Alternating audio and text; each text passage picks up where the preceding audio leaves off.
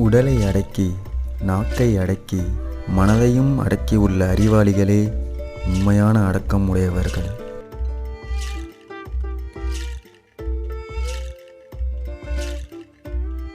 ஆசை என்பது கொடிய நெஞ்சு போன்றது. இது எவரை பிடித்துக் கொள்கிறதோ அவருக்கு காட்டுப்புல்லை போல் கஷ்டங்கள் மேலும் மேலும் மலர்ந்து கொண்டே இருக்கும். பாவம் தன் விளைவை காட்டாதவரை இன்பம் தருவதாகவே தோன்றும். அது பலனளிக்கத் தொடங்கிவிட்டால் அதை தடுத்து நிறுத்த முடியாது.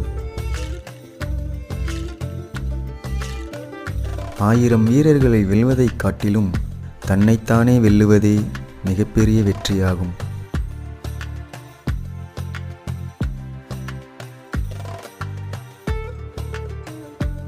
செல்வம், புகழ், பதவி என எவ்வளவு மேன்மை பெற்றிருந்தாலும் பகுத்தறிவு இல்லாவிட்டால் மனிதன் அழிந்து போவான்.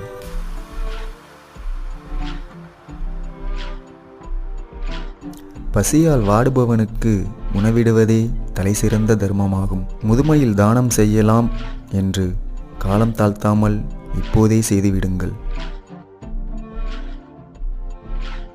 தானம் கொடுப்பவன் தன்னடக்கம் எளிமை கொண்டவனாக இருக்க வேண்டும். ஆணவம் சிறிதும் இருக்கக்கூடாது.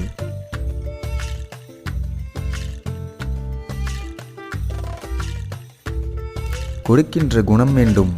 அதைவிட பிறர் கொடுப்பதை தடுக்கின்ற மனம் ஒருபோதும் இருப்பது கூடாது.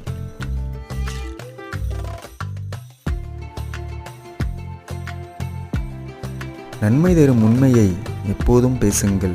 விரும்பியது கிடைக்காவிட்டால் மனம் தளர்ந்து விடாதீர்கள்.